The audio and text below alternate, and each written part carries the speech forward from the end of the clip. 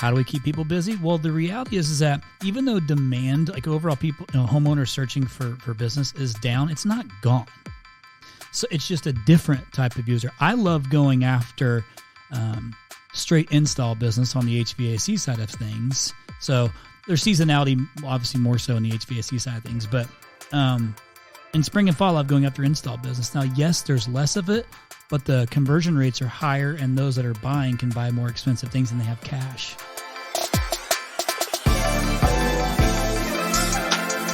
Welcome to the Waste No Day podcast, a podcast specifically for and about the home services industry as it relates to plumbing, heating, air conditioning, and electrical. More than a podcast, Waste No Day is a credo, a determination, a mindset. It is a never-ending discipline. It is a refuse to lose pursuit. It is a wake-up call every morning to waste no day. Now here's your hosts, Brian Burton and Nate Minnick.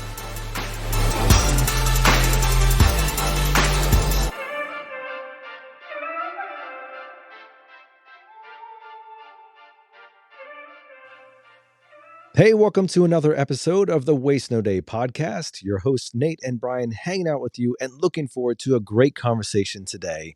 This time with none other than CEO of Yano Strategic Solutions and fellow podcaster of the To The Point Home Services podcast, Chris Yano. That's right. We're looking forward to having a good conversation with him, talking about everything that he's doing in terms of a marketing perspective and how that can apply to you as a technician or you as an owner or GM in your business. Looking forward to a great show with him and all the things that he is doing over there at the To The Point Home Services podcast. If you're not familiar with that, make sure you go check it out. There's plenty of time in the week to listen to more than just our two voices for an hour and a half. But for right now, you're going to be stuck with us for a couple of minutes as we break down some ideas for you ourselves. And to start that off, we're going to turn to Brian for our quote. The very best proof that something can be done is that someone else has done it already. Bertrand Russell. You know, I think that is an incredibly powerful statement once you have absolutely lived that out. Like, I mean, we've talked about Roger Bannister before and what the 4-minute mile did in terms of breaking the barrier of things that couldn't be done. But there's also something to be said about the ability to go see somebody doing something that you initially thought was not possible. Like you go and see a technician who's selling $1 million and you're only selling 500,000 right now. And you thought that was insane. That number is not possible. And then you start living in this world of making up excuses about how they're ripping off customers and how they just have it so easy because of this environmental place or this opportunity that you don't have and all this stuff. And yet the fact remains that out there in the world right now, we have to live with the fact that people are doing bigger and better things than we are right now. And we have to rationalize, and it's only healthy if you rationalize it by saying, oh, I wonder how I could get there, as opposed to, oh, I wonder how I could tear them down back to my level. And so the quote that you start off with there, Brian, is important because I think there is so much value in terms of going and seeing and finding people who are doing things that we aren't doing as well and creating that belief in ourselves that it is possible to get there. Not only possible, but almost a responsibility, depending on where we're talking about. It's a further or a more detailed version of that quote would be to say that there are people out there doing the things you want to be doing and have already hit the goals you wanted to hit with less advantages and more disadvantages. So there's really no excuse to get busy or no excuse not to get busy. Now, I haven't found that to be the case. I have gone to a Philadelphia Eagles game, and as of yet, my NFL abilities have yet to show themselves. I'm still waiting for the fruition of that goal to come to Is place. your goal to become the NFL or an NFL quarterback? Yeah. Yes, Sorry, buddy. That's exactly right. I don't think it's in the cards for you. But I see somebody do it, Brian, and now I know it's possible. So This is true. I don't think there's ever been an NFL quarterback at your height or shorter. So there you have a disadvantage. Let alone the Winnie the Pooh-esque shape of the guy across from you. Wow. Wow. That is I just hate to see you take a shoulder pad in the chest or side, buddy. That's all I'm saying. Thank you. That's greatly appreciated. I'm speechless at your compliments. Well, before we go into the what's becoming my all-time favorite part of the podcast, which is review reading, because oftentimes now I'm trying at least not to read them until we read them on the show. It's difficult because, well, frankly, it does make sense because you look at your phone the entirety of the podcast, and this is the only point where it actually makes sense to the podcast to be looking at your phone. So I understand why this is. And here I memorized them. I don't even read them. Now I'm not even looking at the phone. Tattoos.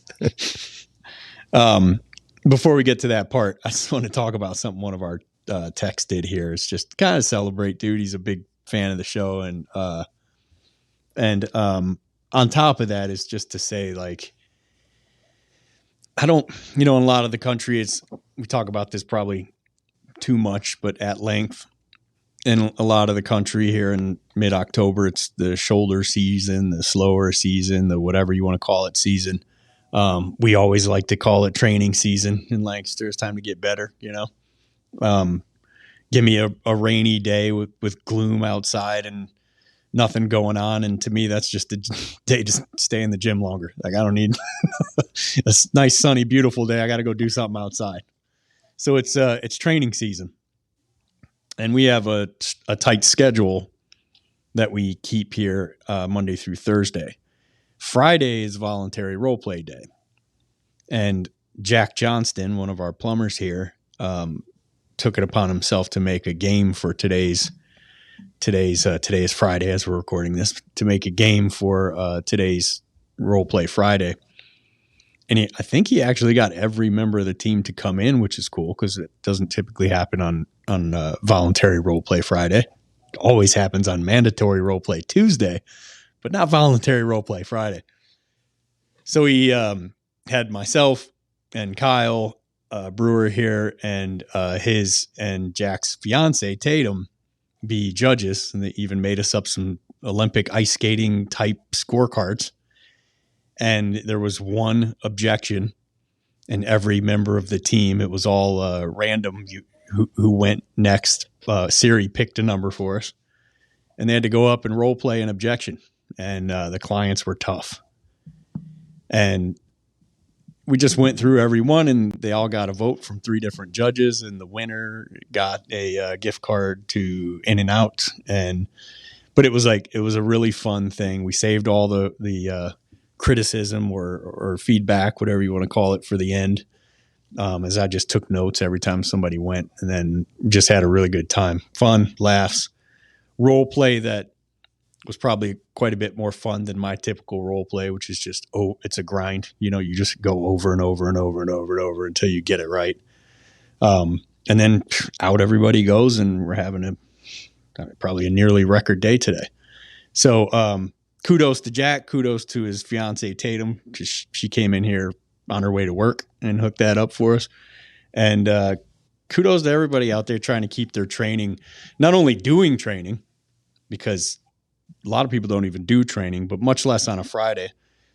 But for those out there trying to make it more engaging and more fun, man, that's what we need, us technicians, So shout out to Jack. Appreciate you, buddy. That's so good, Ryan, and I'm excited for you and your team to hear about that. I think any way, like you said, any way that we can make it more engaging, more fun, gamify things, all the better for everybody involved. And so, kudos to you guys for making that happen. Well, it's time now for that special part of our podcast where we review. Wait a minute. Did we just do that? Yeah. Okay. Well, it's time now for that special part of our podcast where we spend just a moment talking about one of your reviews. Brian, who are we highlighting this week? If I could give 6 stars, I would. Actually, you can, again, we've said this before. You can take all of your team's phone and you can give hundreds of stars. Yeah, you can just make every one of them write a homework assignment. Owners, managers, sit your team down. Make them write a review. Show you the phone. Don't let them sneak off and do a 3-star. If I could give 6 stars, I would. Outstanding content. Nate and Brian provide information for free that many coaches charge thousands for. I constantly have our team listen to snippets from the show in our meetings and encourage them to listen on their own time. You are our go-to podcast for sure. Thanks, guys. You are making us all better. Nick and the Goodman Plumbing Team. Nick the Goodman. Yeah, great review. Oh, yeah. Appreciate you, Mr. Nick.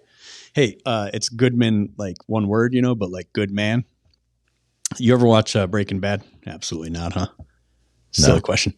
Well, most of our audience has, because they're regular human beings, and thoroughly enjoyed that show, which is one of definitely a top 10 all-time series. Well, there's a lawyer on there named Saul Goodman, and he has his own show now called Better Call Saul. And my brother Kevin told me about this. I didn't know it, but he said, "Do you know why he made his name Saul Goodman?" I said, "No idea," because that wasn't his name before he changed it as an attorney. Saul Good, man. Wow. That was a long setup. No, for all you Breaking Bad fans out there going nuts, they had to pull over. They're so excited. I guarantee you. Yeah, they pulled over. They paused it. They had to catch their breath. It's all good, man. It's all good. Yeah, well, it's all good on the review, and we do thank you, Mr. Goodman, for taking the time to do that. Yeah, and I'm excited to get Mr. Yano on the show. I have been listening to the Point for a good year and a half now. Mr. Brent Buckley put me on to the Point, I think, to tell me like he had done a podcast before. And I'm like, oh, I want to hear it. And I listened to it. Then I found Ken Goodrich on there, and I'm like, oh, I hadn't heard his voice in, I don't know, a decade. And just started going through it, and I'm like, holy crap. I just went on down the list, and I was just like blown away by the guests. And I don't know if you remember or not, but we were going through things that we found fixes for on the show. And at that time, I immediately started talking about it on this show. And then it's probably even changed the way in some ways that we book guests, because oftentimes now, instead of always only looking for text to help text get better, there's a sense of like, hey, if we get some of the leadership of really good companies on here and it influences company leaders who are listening to the show, that is going to directly impact technicians and make their lives better, probably in an even more impactful way. So in every way we could, we appreciate Chris and To The Point podcast. So very excited to have him on and let him tell his story. That's right. And that's what we're going to do right now, is we put none other than Chris Yano in your passenger seat. Our guest today is Chris Yano. He is the CEO of Rhino Strategic Solutions and has been leading the charge since 2008. He's also the host of the popular To The Point Home Services podcast. Chris is an experienced business owner, investor, and philanthropist with a heart for the trades. He's done hundreds of keynotes, breakouts, and webinars on successful digital marketing best practices for home services company during his tenure. Chris is married to his wife of 16 years, Anna, who is also working at the Rhino Corporation as the COO, and has 4 children, Casey, Berkeley, Mason, and Fallon. Welcome to the show, Chris. Hey, I am excited. Been listening to it for a bit, talking to Brian, so I'm excited to be on here. Thanks for having me. I'm excited to have you on here, and although not nearly as excited as I am to record an episode of Waste No Day in the To The Point building, because we are in none other than the conference room of Rhino Strategic Marketing Solutions. That's right. Is that a first? That I've been here? Lucky guys. Yes, we have never recorded in another podcast. Yeah, the last episode we recorded, which was Laura Kelly, we recorded with my tripod to my mic in Mrs. Burton's sock drawer, sitting behind me.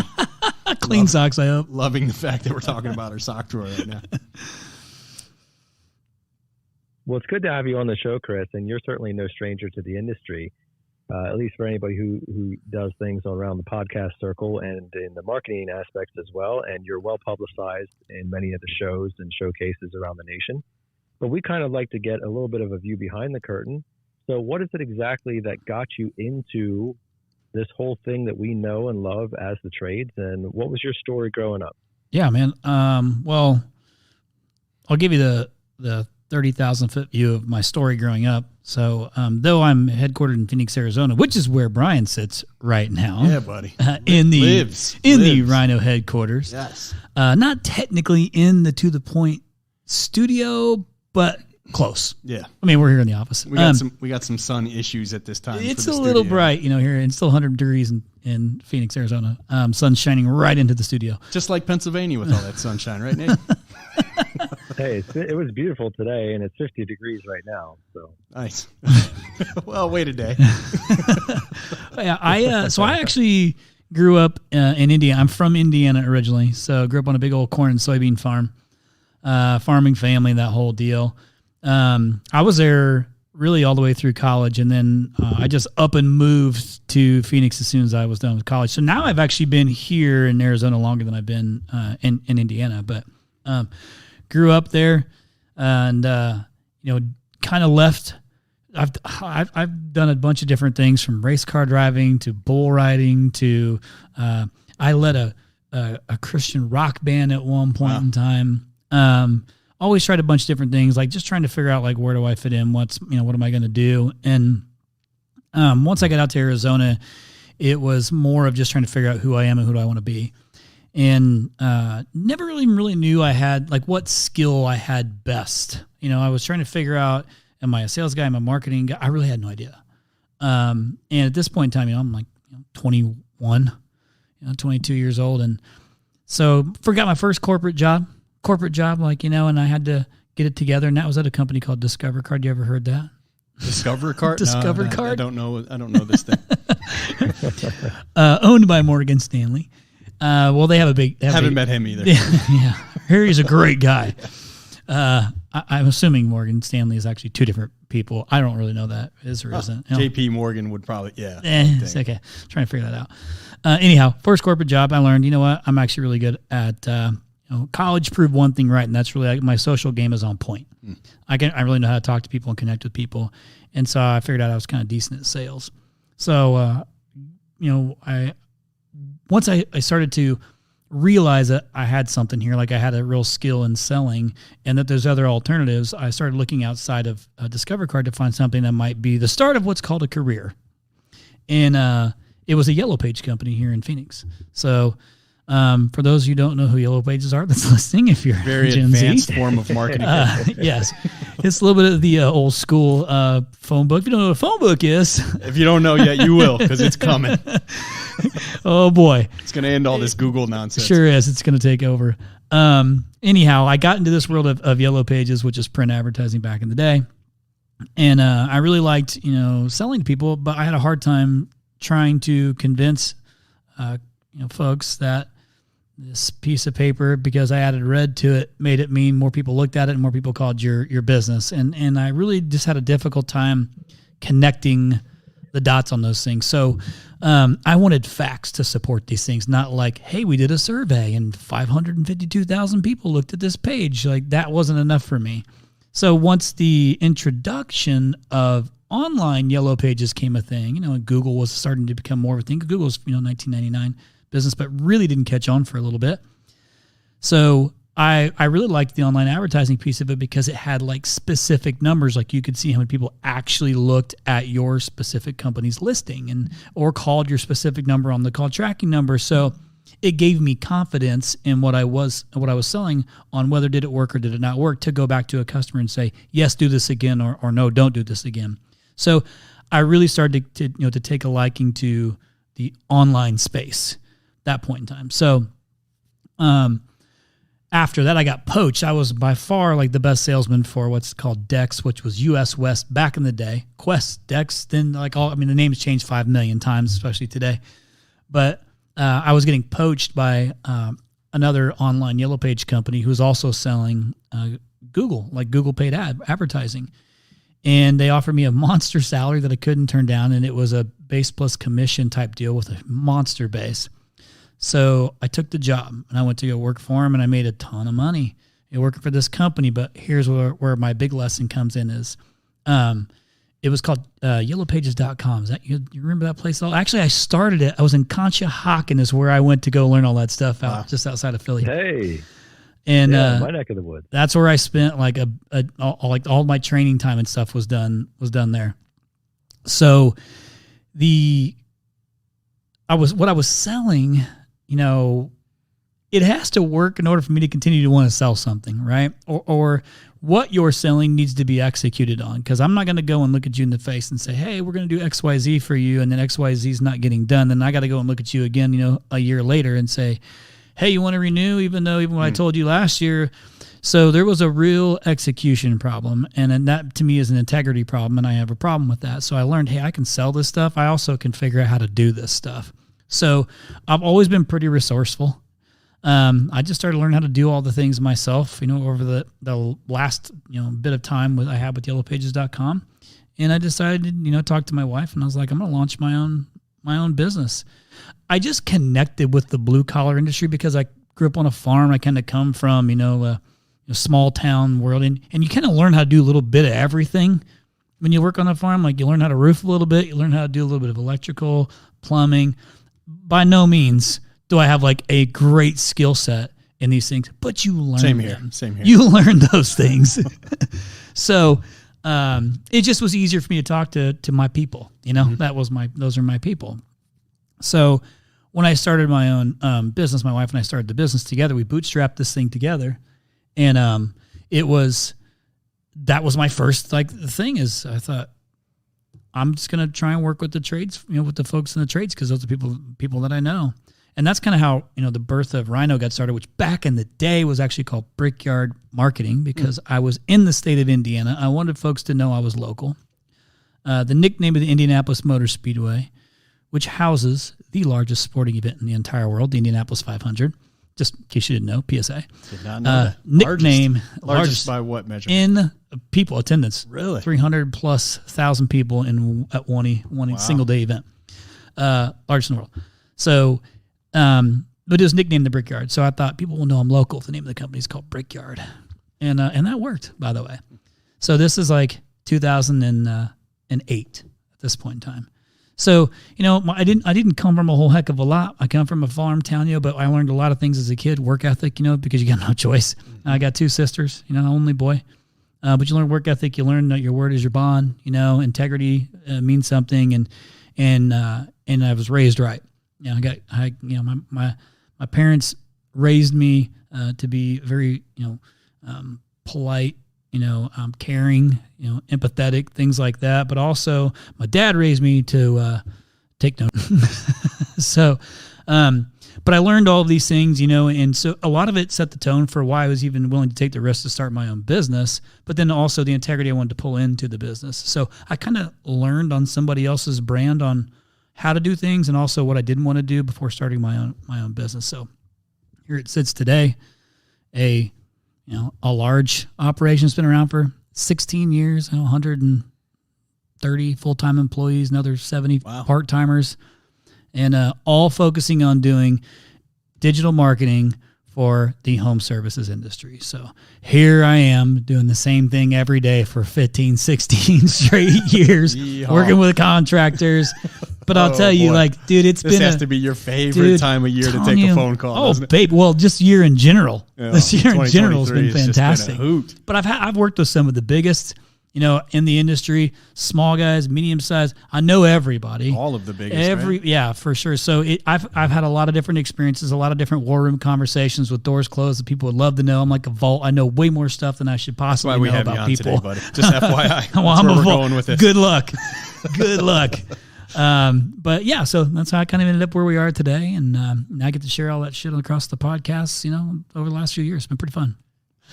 So you recently merged with or partnered with or were bought out? What's that story? Yeah, so we brought on a private equity partner to support our growth plan. So it was very much a growth play for us. Nice. And I was trying to do acquisitions on my own over the last few years, especially during all the COVID years, because I saw opportunities to bring in other services or companies that were serving another industry that I thought would be great in the Rhino family. And if you've ever been through this, or you've not been through a due diligence, it is a very grueling, long process, and the negotiations and stuff are not up my alley. So I spent a bunch of time, on a few different companies I was trying to buy to pull into the Rhino family that we didn't get done. So that was really just wasted time and money. And I thought, you hire for your weaknesses. Well, this was one of my weaknesses. So I thought, cool, like the timing was good. We're a big company. We have 600 plus, contractors as customers. I had all the right relationships, and I finally understood that you don't just have to be bought out and you leave. There was lots of opportunity to bring on a private equity partner to support the growth. Ultimately, at the end of the day, I'm just trying to do as best as I possibly can for the contractors that are our customers and our employees. At some point in time, I hit an intellectual cap. Like, it was nice to have people who have grown bigger organizations than me, who've done more than me that we can lean on. And my wife and I kind of, we never took a cash infusion in this business the entire way. So we grew organically. And, but we were also vulnerable enough to say, every day this company gets bigger, it's a size company we've never run before. And we got a lot of people that we're responsible for. And so the smart decision was, now's the time. If we really want to get this thing to the size we wanted to get it to, and we really, really care about making sure that all of our employees' dreams can fit in our big dream. So we made the right decision. And it's been fantastic because everything they said they would do to support us in our growth plan that they've done. And so it's been a great decision. But everybody will ask me, well, are you in or are you out? I'm still in it. I'm actually working like 3 times more than I was working before. Because now you really want to impress, everybody to make sure like they made a good decision. So absolutely, I'm not going anywhere, man. I'm only 44. I got a lot of runway ahead of me. Nice. So, Chris, a lot of our audience tends to be technicians who they're driving to their call right now while they're listening to this podcast. And, perhaps the question on their mind is, all right, why should I continue listening to a marketing guy? What relevance does this have to my day to day? So speak to that and help the technician, the frontline plumber, the frontline electrician in the world understand the impact that your services, or marketing in general has upon their next call. Yeah, and to all the technicians or anybody that's doing anything in the field right now, God bless you.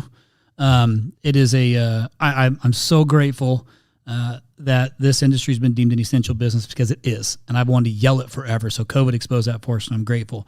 But you have so much opportunity in front of you. Now, though I'm a marketing guy, you heard me say I've worked with some of the biggest contractors in the world. I've worked with so many over my 16 years, like thousands of contractors I've had the pleasure of partnering with and meeting the technicians and things like that. So I look at business very personal.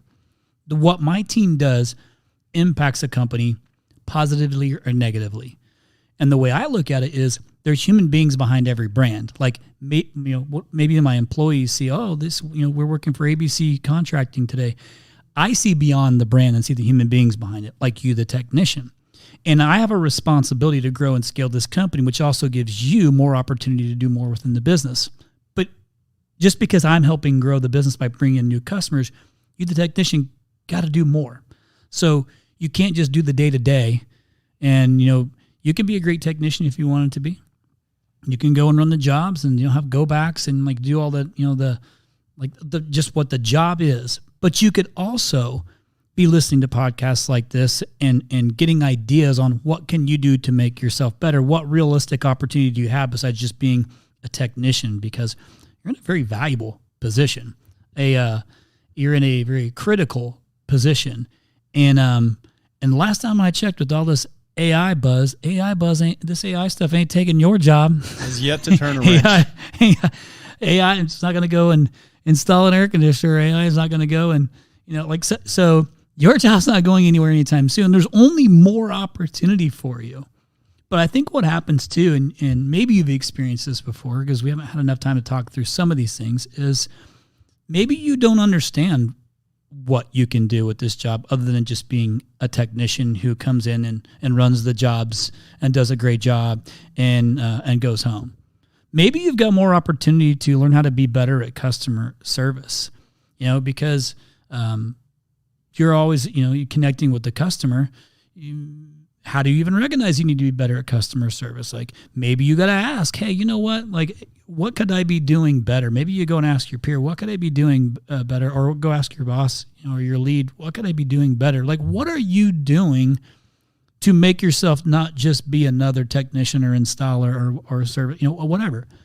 So I get to have so many conversations with different technicians and installers of all shapes and sizes, whether it be HVAC, plumbing, electrical, even in the roofing side, which is a little bit different. But you have all this opportunity in front of you that most just don't take advantage of. You're listening to a podcast, that's a step in the right direction, right? Because you're doing something. But one of the critical things I always say, and I'll say this from all the keynotes I've done and breakouts and stuff, is you can listen to this podcast and you can get notes from whether it's this episode or the other episodes these guys have done. And it is, you have to do something with it, right? Like ambition without action is useless, right? You can have all the ambition and all like the hope and like, I'm going to do this, I'm going to do that. And I took notes, or I got a great idea, but then you got to actually do something with it for it to mean anything. Otherwise, you're just giving yourself, a rah-rah speech, to pump yourself up for the day, and then next day you fall right back in the same routine. That's what I would encourage you not to do, because unfortunately, that's what the majority do. So you want to set yourself apart, take action. The 5-second rule. Is that Mel Robbins wrote a book called The 5-Second Rule. It's with whenever you hear a new idea, something that piques your interest, something that you say, ooh, yeah, that would work. You start counting down from 5. And before that hits 0, you have taken some kind of action on it. Even if it's just setting a calendar invite or sending a text message, you take some kind of action to move yourself toward actually doing it. Yeah, some sort of a next step. I would also give some encouragement, and maybe you guys talked about this before too, is something that I love is when people bring me new ideas, or something that can either help the business be better, be more efficient, whatever. I love these things. That being said, what you don't want is be the guy that comes to you with, somebody with, 5, 6, 7, 10 ideas. Maybe think through this process. It's called and I have this happen because I get a lot of things brought to me often. It's called a purpose, process, payoff. Come to me with ideas, because one, that tells me that you're taking initiative, you've thought about making the business better because of X, Y, Z. So what's the purpose? What's the process? How's it going to, how's that going to work within the business? And what's the payoff? What's the end result of actually you bringing this thing to me? You go through that. That tells me so much about the thought that you put into those things. Yeah, but I love that because now it shows your initiative. Like you did something different than the majority of your peers at the business. You came to me with something, but not only did you come to me with something, you thought through how to implement it and what the payoff of it was. That's pretty big. Payoff, process. Purpose, process, payoff. Okay. I see Nate process, taking notes, payoff. but I actually forgot my notepad, so I'm not going to be doing that today. Well, then remember that down. Yeah. I'll have my son clip that when he edits this and just send me that piece. But I like that. I like that because as a general manager, I have people reporting to me, and you get that thing where, as like you, I want to be wide open to people's ideas, and oftentimes the best innovations in our department or space or whatever you're in are going to come from the people who are doing the work day to day and like actually in the grind. But you get it where it's so open that everyone just stops by and throws you a whatever. And then 2 days later, they're like, hey, did we take some action on that? Did we get that done? And you're like, it wasn't a done. That was a concept. It was a theory. Yeah. And sometimes they're great, but we don't always have time to take action on all that stuff. So having them, bring me an idea, but also purpose, process, payoff. Yep. Love it. That's beautiful. Bring the plan. All right. We just figured out the name for this episode, baby. Purpose, process, payoff. Yeah, forget that other thing I was talking about. This is fantastic.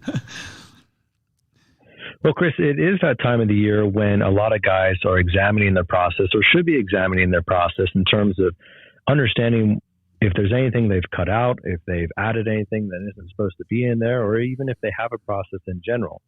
And perhaps there's no better time to do that than when it is more of the slower season, which I think is where a lot of our listeners find themselves.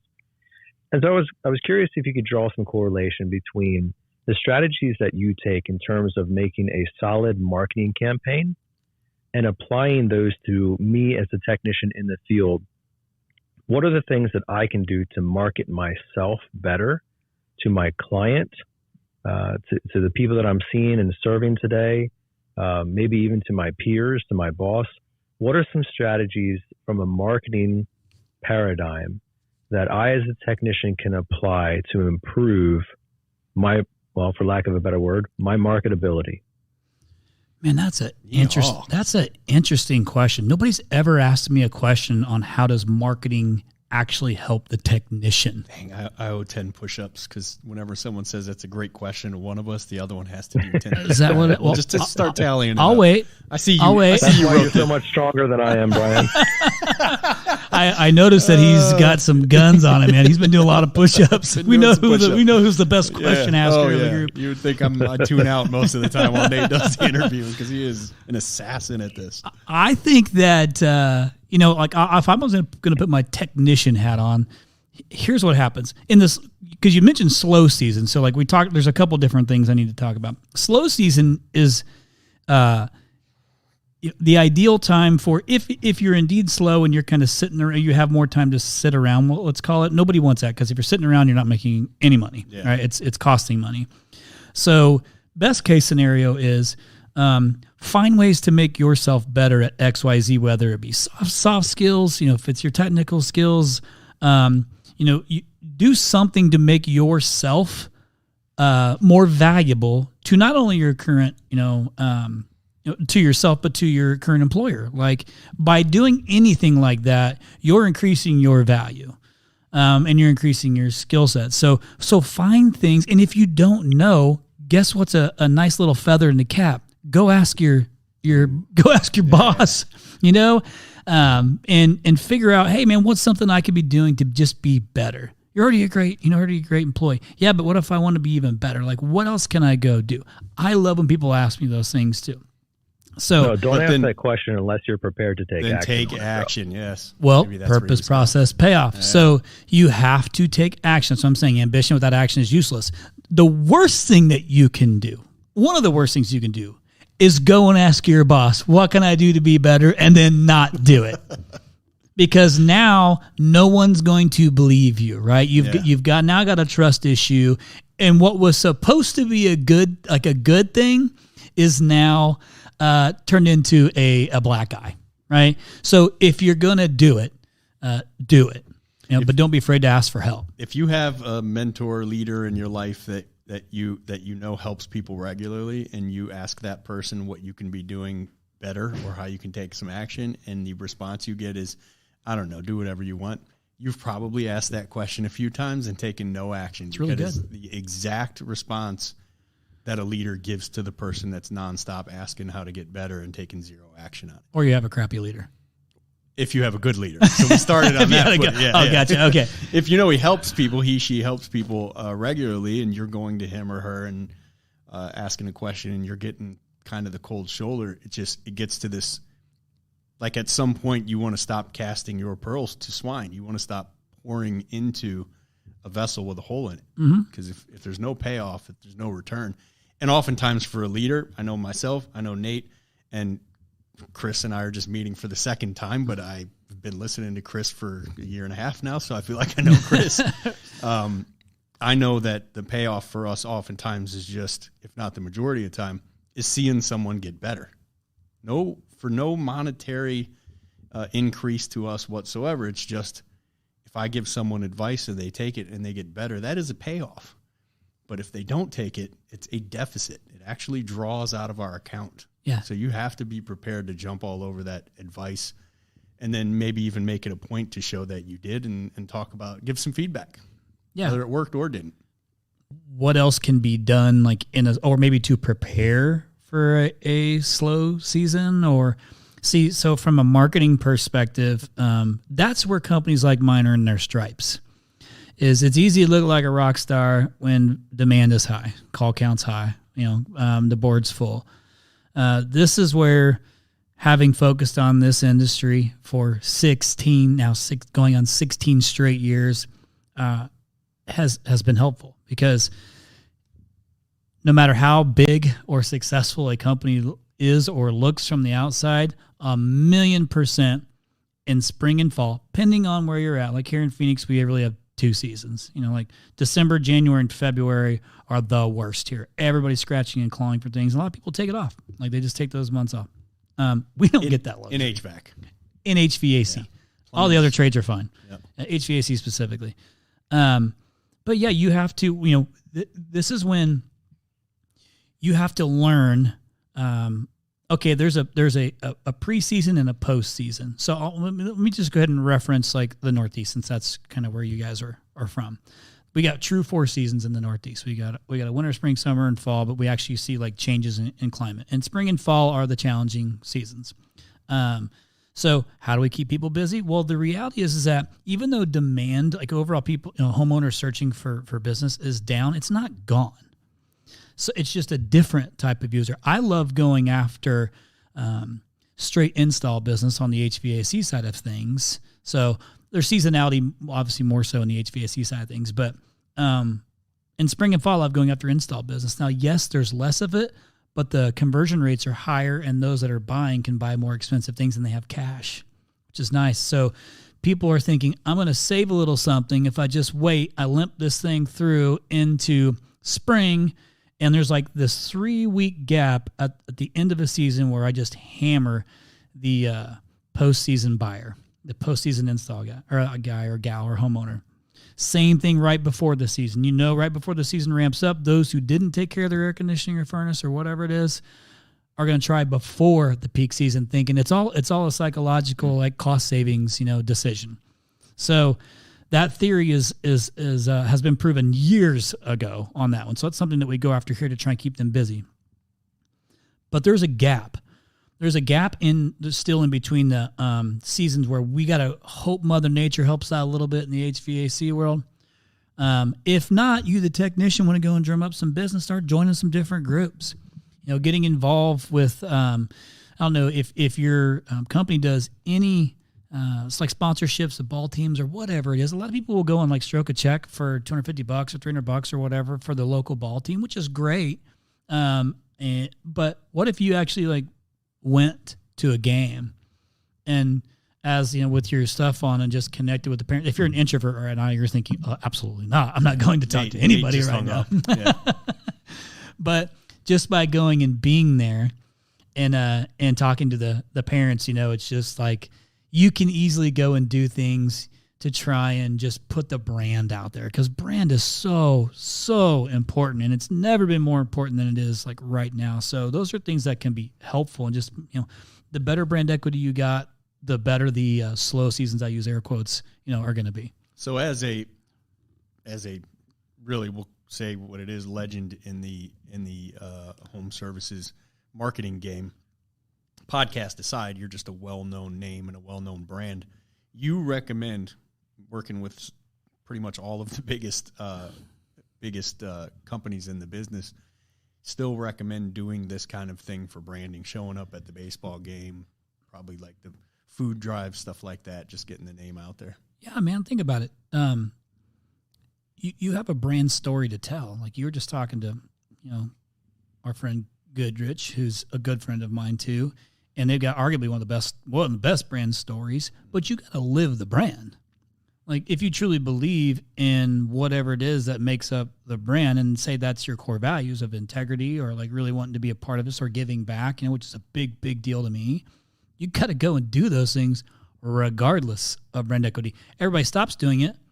Who's out there telling the brand story? Now it just comes down to your customer service, you know, or the marketing that you're doing for demand. Like, absolutely. Like, you got to keep rowing the boat if you want to get to the destination. Yeah, because oftentimes you hear that stuff doesn't, or you hear people have a feeling that stuff doesn't pay off. And it doesn't pay off if your idea of it is to go do one little league game where you sponsor it and did it, check the box, hand out T-shirts or hats, yeah, or whatever, and then they never see you again. But doing this thing over and over and over again is going to make the phone ring. Yeah, and listen, you as an individual technician, whether it doesn't matter like what trade you're in, anytime you're doing something good for, say it's for your company, like perfect example is at Rhino. We still do a community service day every single month, you know, so one day a month, every Friday. So my team works 4 9s and a 4. So on Fridays, they only work 4 hours. we still shut the office down on Friday and they go and do community service somewhere. I don't do that for branding. I do that because it's part of our core values and what we're about. But the byproduct of that is branding. Yeah. And it shows what my brand is about. So when someone comes and says, well, I've heard about Rhino, I've heard about Chris, or heard about whatever, and then they go into social and look at you, like look to see what you're about, and they see the things that we do, we back up what we say we do. We're a company that loves to give. I've been giving for 16 years, man. Like, I didn't just say it to sound good. You know what I mean? Mm-hmm. So, but those things all add up. And I'm a big believer of no matter what position that you're in at a business, even if you're the janitor at a business, if you can get some sort of leadership training or ask for leadership training, it just makes you think differently. You know, it allows you to maybe think about what you can do with your job that can make you great at mopping. Maybe it's you switch up the mop you're using because it makes you more efficient and it's bigger, you know, or the broom, you know, that you're using. I had former president of Starbucks on the podcast, and actually I got to meet with him. His name's Howard Behar. And he would talk about how they would have the lowest person on the totem pole take leadership training at Starbucks. And it was to get their mindset to think bigger because they're just thinking about the task at hand, which is easy to fall into when you're a technician, right? You're doing the task at hand. But what could you be doing better? And sometimes you just don't know because you've not got that sort of training yet to learn what else can I go do to be great? And that's the time when you say, hey, boss, what else can I go do to be great? And then you got to do what with it? Take action. You got to take action. Part of marketing is definitely the ability to take action, but to take action with intentionality. So there's a certain, I'll say that marketing falls into two categories. You have your proven processes, and then you have your experimentation sandbox, right? So the proven process, those are the things that are the non-negotiables. You know, in the technician's world, that's, you know, we could say that's things like your uniform and, you know, where you're parking your truck and your presentation of options and those types of things. Those may be part of the proven process. But then there's also this sandbox called experimentation. And in marketing, there's a concept called A/B testing, right? And so A/B testing is basically, I'm not quite sure which ad or which display or which graphic or which video is going to perform better. So I'm going to use a small budget and I'm going to do an A/B test. In test A, I'm going to feature the picture of an outdoor unit. And in test B, I'm going to feature the picture of a technician. I'm going to run the same ad copy and everything like that and put a small budget to it. And then whichever A or B side of the equation starts getting traction and going from there, then you put the rest of your budget behind that. From a technician's perspective, when it is slower and when you have the opportunity to specifically slow down your process, could you think of some ways that they could invite A/B testing into their process to know whether if I say this way to the client, it's going to perform better, or whether I, you know, use this body language or this type of phraseology or this tonality? Are there some A/B tests that a technician could do in his process from start to finish? Good grief. This guy. Told you, bro. He's a lot of work to be around. You have no idea. Lord. You think this is something. You should try hanging out with him. It is, what time is it here? There. There. He's near Philadelphia. You know, because I'm an ADHD guy, I was thinking about 4 different responses before you're even like halfway through what the question that you're asking me. I thought it was just me. Nah, man, it's totally me. I don't know that I have a great response to that because I would be just saying it to say it. To give some sort of an answer, but I don't want the listeners to take that away and be like, yeah, let's do that when I've not really thought that through. Before you finish, just want to thank you for that answer. We've never gotten that answer on this show before, where I don't want to just say an answer to say an answer, but I have not thought through that well enough. But that's humility. Yeah. Well, thank you. But that's, the worst thing I could do is give a response and then they did it and they were like, that was total crap. And then, you know what I mean?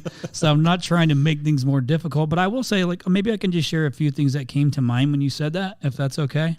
Yep. And depending on your like comfort level, let's talk about you as a technician, regardless of, again, what phase that you're in, can build a personal brand, and that personal brand can carry you through your career. Ways that you could do that are like in your pocket, you have a cell phone, the calculator that the teacher said that you'd never be carrying around in your pocket is literally in your pocket. Whoops. But it also has a really, really nice camera on it and a really, really nice video on it too. And I learned a few like key things, and this is regardless of your position in the business. This is just in general. But I had a partnership with a dude named Gary Vaynerchuk for 3 years, and Gary really taught me like the pillar of really we're all of us, me, you, all of us, you the listener, are all in the entertainment business in one way or another. We are trying to entertain somebody, whether it be through good service, through trying to get them to pay attention to us, or whatever you're offering them to take that they need to take care of at their home, or whatever you're offering them to make their comfort level better or their home better, all those things. But we're trying to entertain them we're trying to get attention. That's what we're trying to do. And really we're trying to be influential to get them to walk down this path.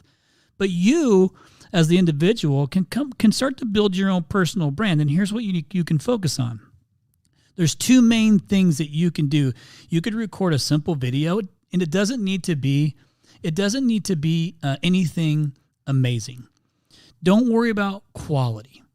All you got to do is you can record a video that says, "Hey, I was at Mrs. Jones' house, and the air conditioner is making this noise, or this was the problem, and I found out what could fix this, how I could fix this thing, and I was able to take care of it, and I was able to get it done in this amount of time, and make sure everything was nice and clean. And hey, Mrs. Jones, were you happy with their service today? Like, you can ask Mrs. Jones this, and she'll give you the most rawest, real answer in the moment when she's legit happy. But what you're doing with that is, one, you're listening to this right now, overthinking it for sure. Whatever the problem or service is that you went and took care of, hopefully you went and took care of it with care. And you did a good job of making sure that Mrs. Jones had the right solution, she had a fair price, and that the customer service was great. So maybe ask her about that. Hey, I went and took care of this for you, Mrs. Jones. I did a great job on this thing. I took care of these things for you. Hopefully the cost was fair. Are you satisfied with our service? And you can get a video of Miss Jones saying that. I'm telling you, don't be afraid, because Mrs. Jones 9 times out of 10 wants to give you that. As long as you legit did it, you took care of her and didn't, rake her over the coals on cost and all those things. And if you didn't, no better time to find out before you leave that house. 1,000,000%, right? No more go backs. Yeah.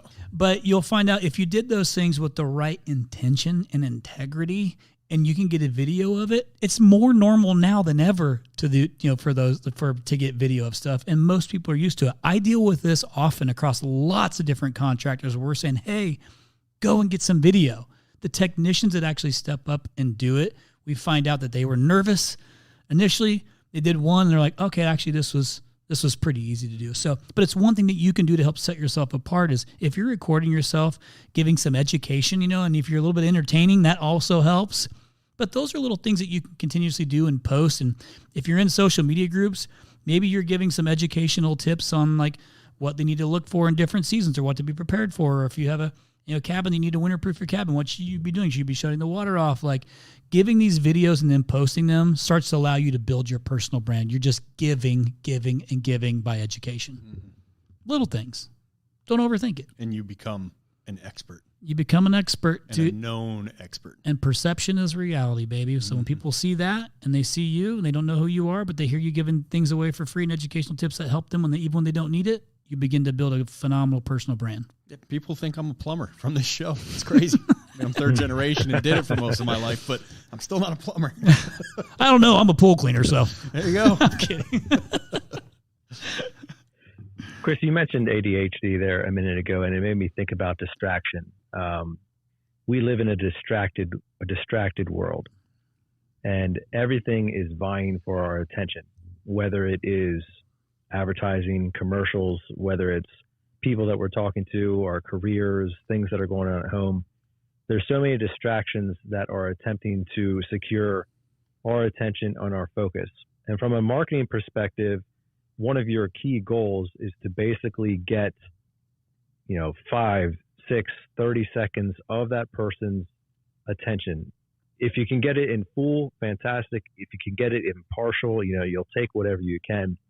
But there's an element of allurement that you have to design your ads, your copy, your videos, whatever it is, to seek and grab that attention to avoid the distraction. If I'm a technician and I'm speaking to somebody, they too are in an element of distraction. Like, they're worried about the bill that they're going to have to pay. They're worried about the damage that was just done by the leaking pipe in their house. They're worried about the kids that are about to get home from school. They're worried about, the fact that you parked in front of the garage and that their spouse is getting home soon. And they're worried about all these things. And the sit down process, the at the table process, can end up being very distracted. Can you relay any technique or any strategies that you employ to create as much attraction and attention focusing for a viewer, if you will, or in our case, a client sitting on the other end of the table, to help eliminate the other distractions and create focus and attention on what me as a technician is trying to communicate in that moment? Yeah, so this will be a very simple answer first. Maybe I'll give you a little two-parter. And this is something that I continuously work on, by the way, even in my role as CEO, is being a really, really good listener. So not just listening to respond to what the person's saying, but listening to understand what's the problem. How can you legit fix it, and how can you get that point across in a very caring, authentic way? So a lot of times in the way that someone's telling you, their problems, you're immediately thinking about how to overcome the objection that is probably coming, or whether it be cost or whatever. But maybe actually just sit there and legit listen to understand what the real problem is. And if you need to take a moment when they're done talking, whether say it's a second, 2 second, like sometimes there's a ton of power in silence. And by the way, I don't do sales trainings and things like this. I'm just trying to give you some things that I've learned along the way. Rhino sales training's coming. Well, I mean, we do sales trainings, but I'm not in that scenario. I'm not sitting at the kitchen table with somebody like that too. But this, I think, transcends across really anything, in a sales position, because salespeople are notoriously listening, waiting to respond and sometimes cutting them off. But if you just legit listen to understand, it shows them, the nonverbal communication shows them that you're listening to them, you're looking at them, and you weren't waiting to say something to them, to respond really quick, because that's what salespeople do. But it does change a little bit of the perception of what people can think about you if you just take a second and say,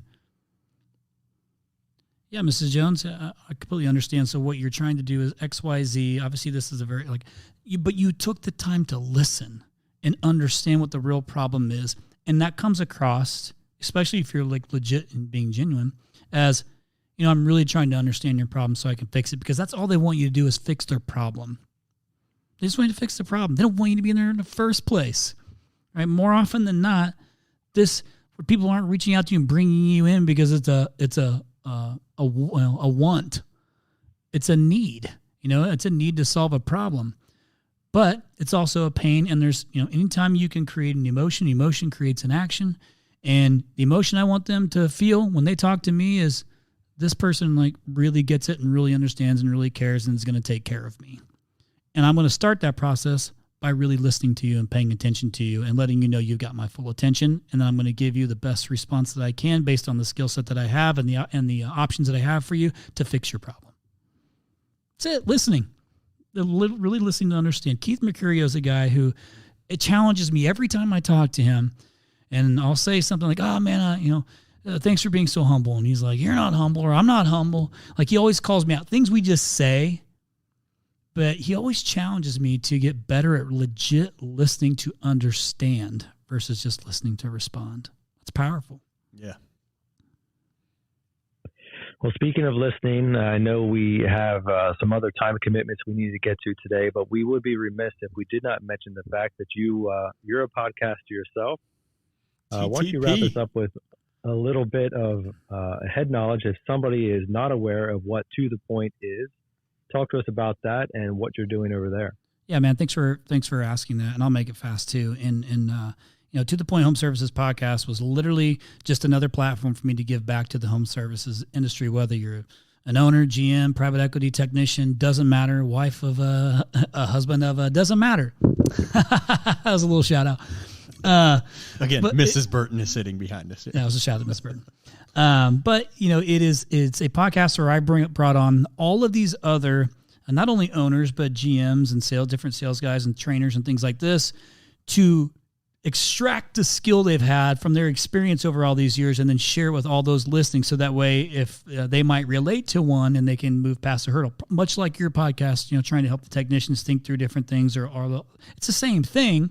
It's just that, I've used all these big relationships I've had over the years with some of the biggest and try to get them to break down and share their pitfalls, because we've all been through them. They go through them. They've been through many of them. And you share those vulnerable moments and how they overcame them. And the hope is that the listener, can take something away from that and go and make their business better. That's my heart. That's the purpose of To The Point Home Services podcast. Rhino Strategic Solutions is the digital marketing company that's basically my only job is to bring in new customers for home services businesses. That's it. At its 30,000 foot view, that's my job. We just had the blessing of doing it for, nearly 16 years now. And I'm still doing it I don't know how long in the future, but it still looks like it's pretty far down the road. Any idea how many businesses you've worked for through Rhino? Yeah, so I do have an idea of that. My guess is we're north of 1,600 different contractors over the tenure. Now, keep in mind, I'm not a quantity business. I'm not trying to work with everybody. I'd rather keep a small group and retain them and help them scale and grow because it's better for me as a business too. Now we're legit a partner and we're scaling the team together. So I don't need 100 new people to do those things. So that's by design. So yeah, 1,600 is actually a decent chunk of contractors I've been able to work with. It could end up being more than that. If I just counted websites I've built, we'd be well over the 3,000 mark. Wow. And apps, we built 3,000 some odd apps for contractors back in the day. But as far as build apps, actually, we do not anymore. You did not hear me say that. That was so far. You personally build apps? I do not build any of that stuff. We're anymore. Staying, babe. No, we're out. Comfortable. Nope. The Waste No Day app coming through. I'm not your guy. Well, Chris, if people are interested in learning or hearing more about To The Point, where can they find that at? On really any podcast platform, YouTube, you name it. Just go to you can type in To The Point. You can type in Home Services Podcast. You can I'm a marketing guy, so I make sure the podcast pops up when you search for it. But really, any of those social media, you can find us there. And even for me personally, like I think you guys have gotten to know, I'm pretty much live my life on the record, and I'm an open book, so it's pretty easy to find me too. So if you want to reach out to me through social media, I'm happy to connect with you. It don't matter who you are, what you've accomplished, what you've not accomplished. That matters to me none. If you reach out and ask me for help, I'll help you. 'Tis true. We were podcasting for probably 6 months and completely unheard of when I came across. Actually, Brent, I think I told Chris this. Brent Buckley, I was talking to him about coming on the show, and he's like, "I've done a couple shows," and I'm like, "What? There are other shows that do what we do," and he put me on to The Point. And the first one I listened to was his, and then I saw Ken Goodrich on there, who is a mentor of mine, and I'm like, what? So just dug in, and I just shot him a text on Facebook Messenger. And this is part of why I say on the episode all the time, if you shoot me a text on Facebook Messenger or LinkedIn or wherever, you will get an answer. Like, it might not be 5 minutes after you send it, but I promise you I will answer you. And it actually has a lot to do with the fact that Chris, who had this big show that blew me. Nate, do you remember when I came across this show and came to the leadership team oh my goodness, you guys got to hear some of this, and just was throwing episodes out to my boss. Oh yeah. Cool. Probably 6-8 episodes in a week's time. Dude. It just was pinching the end of the hose and let that sucker go. Dude, these are the things that fill my cup though. You tell me that. So thank you for telling me that. Appreciate it was a big deal for me, man. A lot of questions got answered, and things that you talked about with some of the guests were things that we happened to be struggling with in our business at that time. And it really helped us get through some things. But then I just shot you a Facebook Messenger message and said, bro, love the show. We got a little show too. But, I forget what guest it was specifically that I reached out about to say thank you so much or whatever. But Chris got back to me, like, I think it was even the same day, and just said, hey, thanks for the support. And then we had a nice conversation, and I was like, wow. Just like that, he just answered. So I said, no matter... I'm no different than you, dude. I'm doing the same things. No matter how huge and international this show gets, massive, how many millions of fans we get, dozens of fans. Dozens. I'll always answer the messages until they're just too many, and then I'll have someone else do it. But I'll still... like an OnlyFans model, I'll still pretend that it's me answering the whole time. I still respond personally to everything. Yeah. That if somebody reaches out to me directly, they respond to the show. Yes, I have a filtering process. Sure. But if they reach out to me personally, I respond to everything. It might not be until 11, 12 o'clock at night because that's when I had time to do it, or the next morning. Especially if you're on the East Coast. For sure. It's only 8 or 9 for us. Yeah. It's getting about 9, 10 o'clock for you now, Nate, right? That's right. It's time to go to bed. Chris, this has been great, man. Thanks so much for not only sharing with us on this show, but for everything that you've done for the industry in terms of the marketing, of course, but also what you've given back to so many listeners with the To The Point podcast, To The Point Home Services podcast. We appreciate that, not only because we're in that space, but because you've been in that space for even longer and you've given so much more. So from us to you, from our audience to you, thank you for that. And we've appreciated you sharing even more with us on today's show. Yeah, man, I'm really grateful. Thanks for saying that. I was looking forward to doing this with you guys. It's exciting to be able to do this, together with fellow podcasters who really have the same, purpose here, and that's to try and help the trades. Yep. So I'll get behind that all day long. But you guys keep doing your thing. I keep seeing more and more stuff pop up that you guys are doing, and hearing more and more of it. So whatever you're doing is working. So keep it up. It's you don't realize how much good you're doing for the industry until you start hearing that feedback from those people who you're doing good. Like you just said, is the whole reason I keep doing what I'm doing. Yep. As much of a pain it can be sometimes, because Sure. it's a lot of work. It is a lot of work. That makes it worth it. Yep.